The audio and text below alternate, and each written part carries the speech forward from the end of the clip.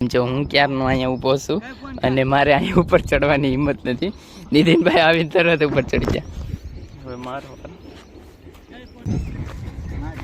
લહેરી ગયા તો સીધા પડી જ છે. પડે નહીં. આ જો લાકડાની વસ્તુ આમને પડી. આમે જો કોળિયાનો ભાગે પડ્યો. ભાઈ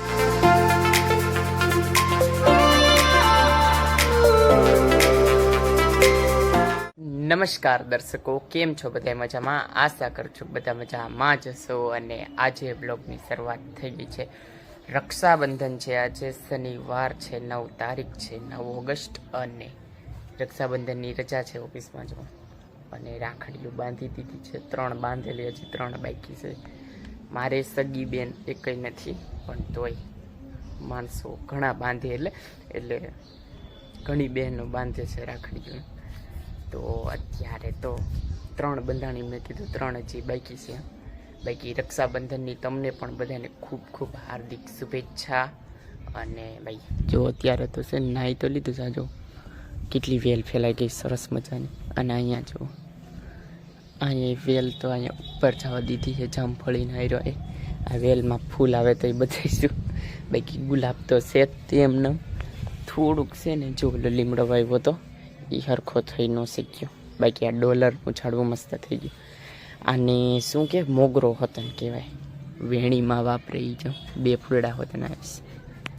2000 years later. તો અત્યારે તો આટો મારવા થોડીક વાર બહાર નીકળ્યા છીએ. અહીં જો સાઈડમાં ગાડી ઊભી રાખી દીધી.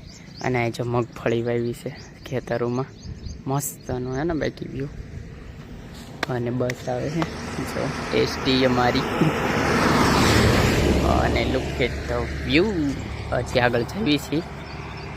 આમાં છે ને પંખાઓ કંઈક શું પ્રોબ્લેમ છે ચેનનો, તો અવાજ આવે છે. ગાડીને તો અહીંયા મૂકી દીધી છે. અને જો હવે નજારો થોડોક વધારે ચેન્જ થઈ ગયો. બધી બાજુ પહાડી ઇલાકો. અને અમે થોડુંક ટ્રેકિંગ લઈ અને પછી નજારો બધે જો સામે પહોંચી જઈએ. અને આ વિસ્તાર છે ક્વોરી વિસ્તાર, એટલે મીન્સ કે ક્વોરી એટલે માઇનિંગ થાય અહીંયા. અને આપણે જે મકાનને એવું બનાવે, એમાં ઝીણા ઝીણા પથ્થરને એ નીકળે, મોટા પાણાની બધું એ આ વિસ્તારમાંથી નીકળે. તો જો આવા બધા પાણા હોય ને એવા નીકળે. ખાઈણ છે જો આવી બધી ખાઈણ હોય અહીંયા. તો અહીંયા સુધી તો ફૂગી ગયા. હવે ઢાળ નથી ચડાવતો, કારણ કે અહીંયા છે ને પગ મૂકવાની હરખી જગ્યા જ નથી. જો બાઈકીને ધર ઉપરથી મસ્ત વ્યૂ આવે. અને અહીં ડાયરેક્ટ સીધો કટ જ છે. અને ઉપર 1 માળ જેટલું પડી જવાનું. બાઈક અહીંથી હું ચડ્યો. અને હવે વ્યૂઝ બતાવું 1 2 3. જો જીનિયસ સ્કૂલ છે, આખું બોટાદ દેખાય અહીંથી ટીલ એકદમ. અને જો આ વચ્ચે દેખાય ને પાણી, એ તળાવ બોટાદનું. ભાઈ સાહેબ જો નજારો.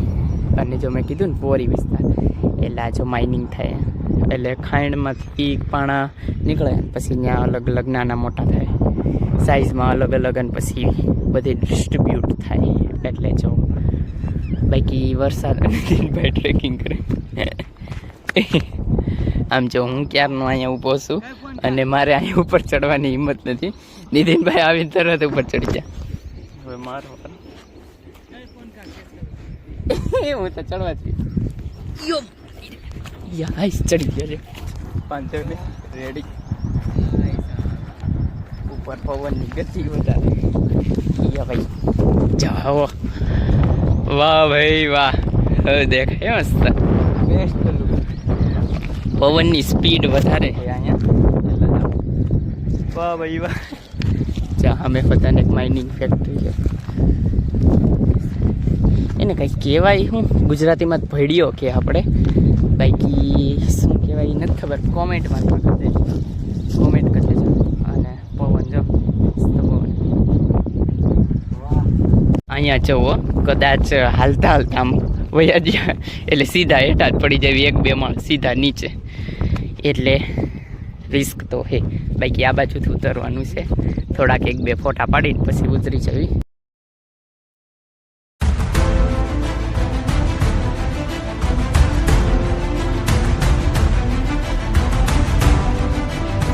ગાડી જોવો અમે ક્યાં ઠેઠ મૂકીને આવ્યા છીએ, જો વાં ઠેઠ દેખાય. અને અમે આટલા બધા આકાશી એમથી તો અહીંથી એવા ટ્રેકિંગ કરી.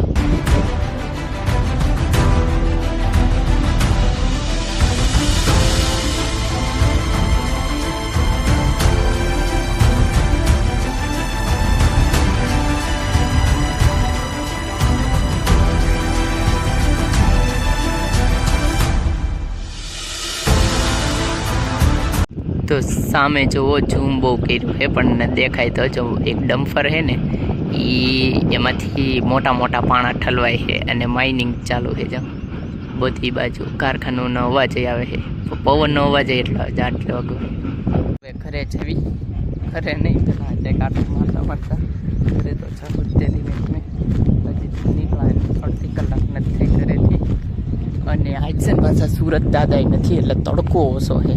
નહીંતર હજી 4, 4:30, 5 વાગ્યા સુધી તમારો તડકો હોય જ તે નોર્મલી. એટલે બદલે આજ તડકો એટલો નથી, ગરમી ઓછી થાય. હવે ઉતરો નથી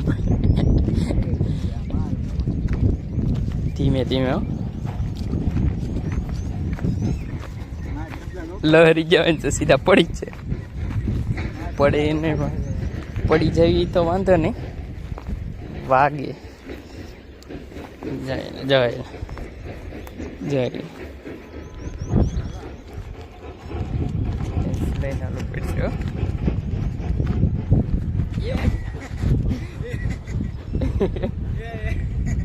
ના ના એમ તો વાંધો નહીં, અહીંથી ઠેકડો મારજે. ભાઈ ક્યાં પાણી? એટલે આ વાલમાં પાણી આવે, થોડુંક થોડુંક આવે. આમ તો ના એટલું જ આવે જ છે. એ ભાઈ ઈથી જાય છે ત્યાં ઠેઠ. પલળતો નહીં હો.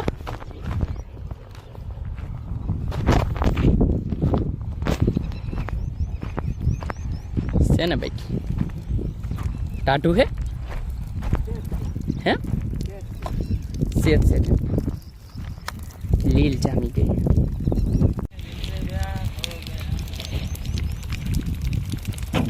આ જો લાકડાની વસ્તુ આમને પડી.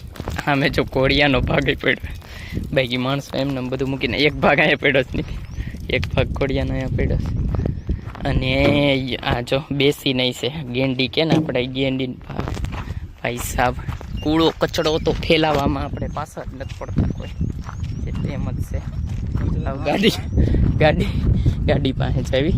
હું થોડોક આગળ જાઉં છું અને મારો ભાઈ પાછળ ગાડી લઈને આવે છે.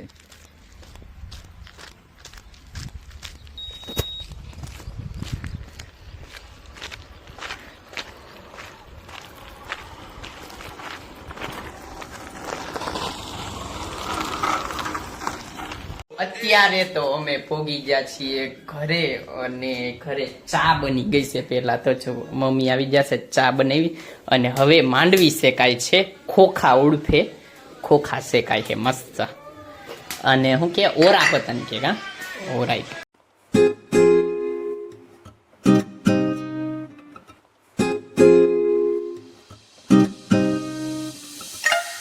અત્યારે તો રાત પડી ગઈ છે સાવ. મસ્ત ખોખાને એવું ખાઈ લીધું અને ભાઈ રજા પૂરી થઈ ગઈ છે. કાલથી કામે જવાનું છે. અને અત્યારે નાસ્તોમાં લેજો ભાઈ, આપણે કંઈ મેકી નથી, ઠેકાણે મેકી દે. અને જો અત્યારે એને લોટી પાણી ભરીને મેકી દીધી છે. સવારે પાણી પીવા થાય, સવારના નાસ્તો કર્યા પહેલાં પાણી પી લેવાનું એટલે શરીર સારું રહે.